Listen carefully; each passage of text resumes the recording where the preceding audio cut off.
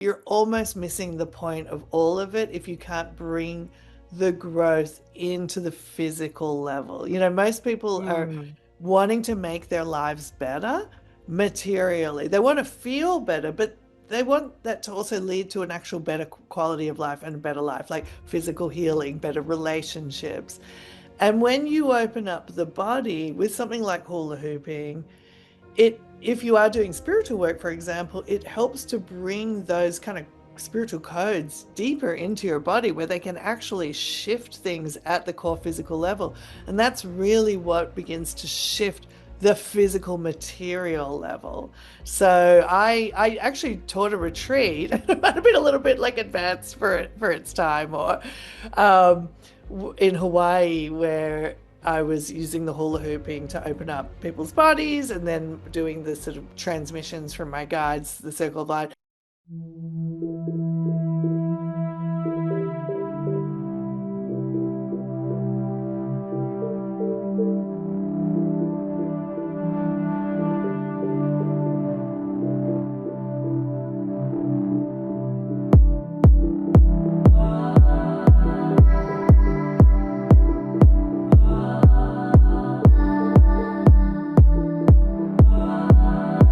Hi, I'm Raschell Harlingten, and this is the Transformational Soul Talks. Join me as I speak to many people around the globe, and I understand how the empowerment of their story leads to the trajectory of their life. So join me. This podcast is sponsored by... Hi, I'm Misty Lee at Campground TBD and my favorite nonprofit, Hayden's Ray.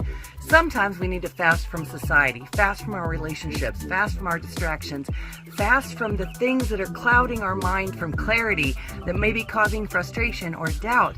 Fasting is a beautiful way to do that, and you don't have to give up food unless you want to. At Campground TBD, we offer a safe space in nature for you to come and fast from what you want to, be filled with organic nourishment, body, mind, and soul. Can't wait to see you here at campgroundtbd.com.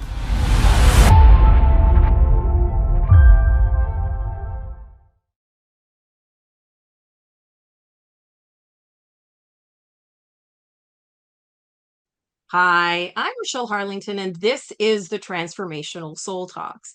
So, my guest today is a wonderful friend who I've had on in the early 2020s, where I first found her on the Gaia Network, and she was talking a lot about the circle of light and consciousness, and it was on, I believe, Ruben Langdon's Extra Dimensionals. She came on again for many of you who may be watching or listening to this podcast in 2023, where she shared a lot of how everything has expanded using the heart.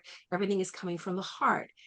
And then she also shared with me that she was beginning to really expand a podcast called Spread Your Third Eye. And I was so lucky in 2024 to fly out to LA and be a guest on her podcast. Well, she's back again in 2026. And I want to welcome my wonderful friend and guest, Georgia Jean. Welcome. Hello, thank you so much for having me on, Rochelle. And I have to say, your podcast was an extremely popular episode. It really took off straight away. Yeah, it was Oh, fun. good. Yeah, Yeah. well, it's about that those asking those questions, right? I always like to push the envelope and ask the questions that are sometimes fearful for some people to ask, but. Yeah. And kind of, but kind of simmering there in people's minds as well, But like the questions they exactly, want they're to there, ask. but they don't want to ask them. So, Yeah.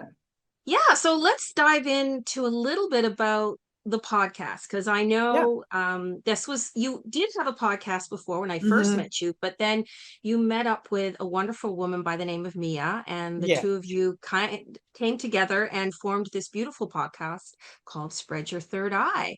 And so share a little bit about how that has really expanded where you're going and what you're doing with the Circle of Light. Yeah, it's been awesome. Mia is fantastic. She actually came to me as a client, but a little bit like the first podcast, came to me first as a client and just, was getting so much out of the work.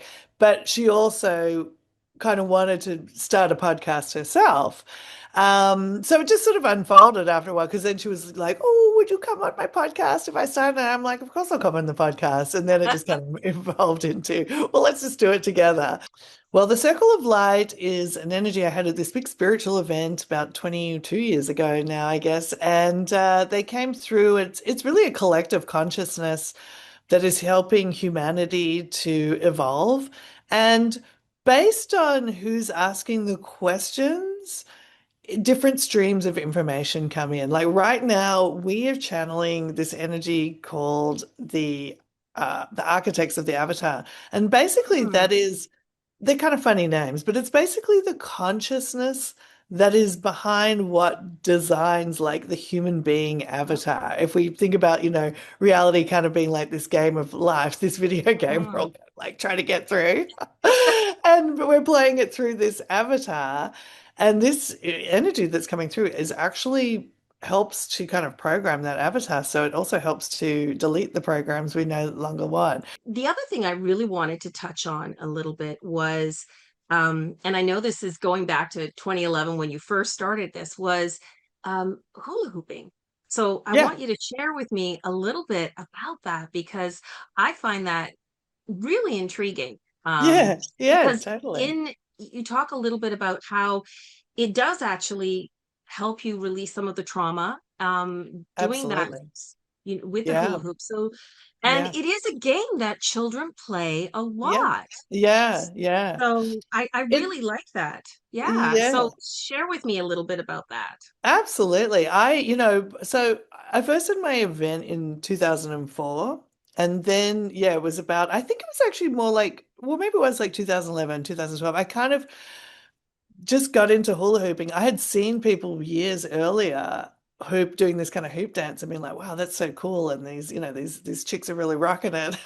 And then I got into it, and what I noticed was that um how I felt after I hula hooped was really like this kind of state that so many people are using personal development work and spiritual work to get to this kind of really elevated, open-hearted, joyful state. And so I really got into it. And then I started realizing that hooping works very similarly to EFT, with EFT, when you're processing Right, where trauma, you're you use tapping. it, you're tapping on your body and you're talking through things. So I would go to the park with my roommate who was also into it at the time, and we'd be talking about boys and all the troubles that even a cosmic teacher girl has. And then Mm-hmm. by the end of these sessions of kind of hooping it out, we would both feel so much better. You're almost missing the point of all of it if you can't bring the growth into the physical level. Most people are Mm. wanting to make their lives better materially. They want to feel better, but they want that to also lead to an actual better quality of life and a better life, like physical healing, better relationships.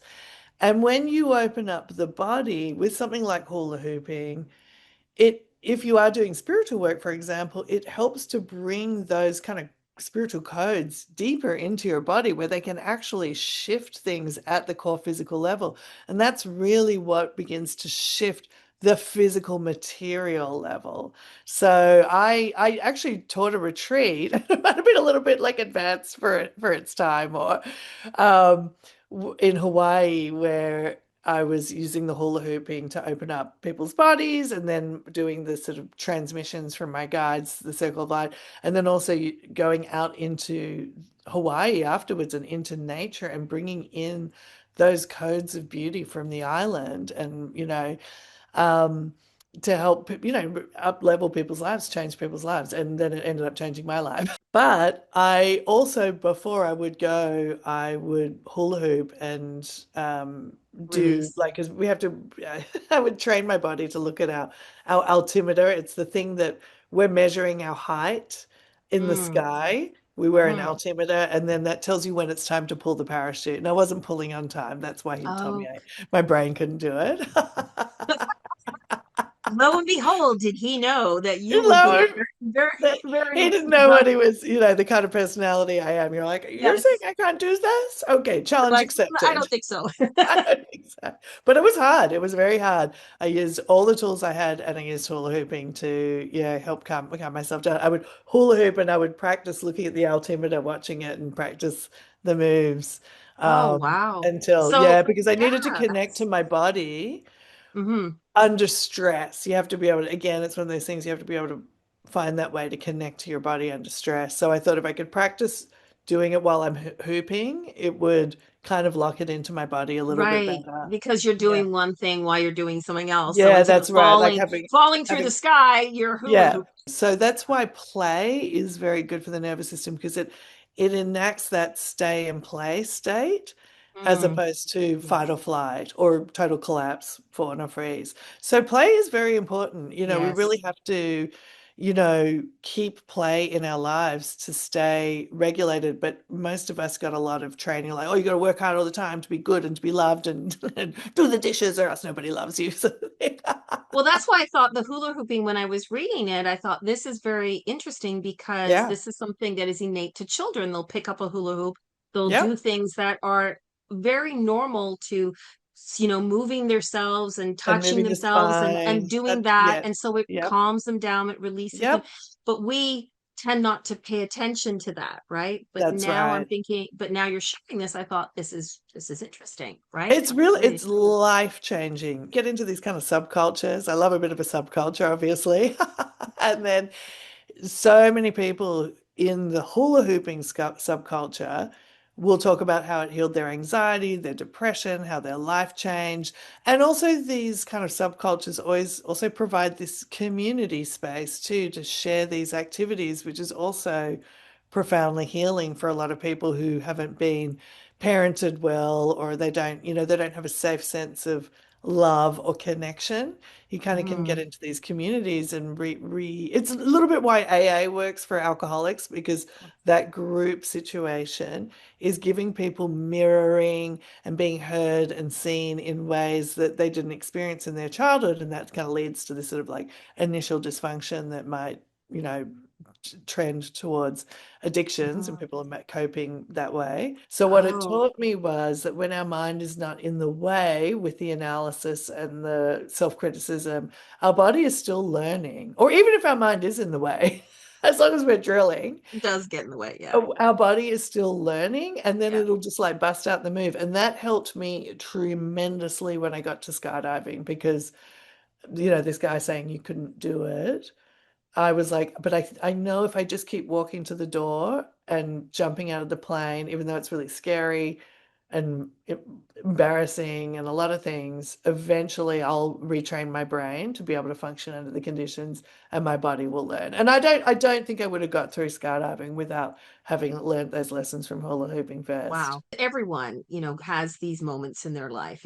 And I love that you're sharing this because even though you channel the circle of light and you're have this great podcast, you still have your own challenges within your life, which are, Oh, totally. pulling and pushing you and you're moving in and out. And so Yeah, it just gives people a reality check that everybody has it in their own different ways, but it's whether or totally. not you choose to take that path and push Yeah. past those things. And whether it's hula hooping, whether it's skydiving, whether it Whether it's is buying a anything. house, like Yeah, deciding I'm ready to buy a house or have a yeah, family, we all have stuff pushing us back, or have do an art show or open up your abilities. Everybody has pushback. If you're not doing it already, there's some resistance somewhere, and we only discover that resistance when we push the illusion a little bit and push that edge, and yeah.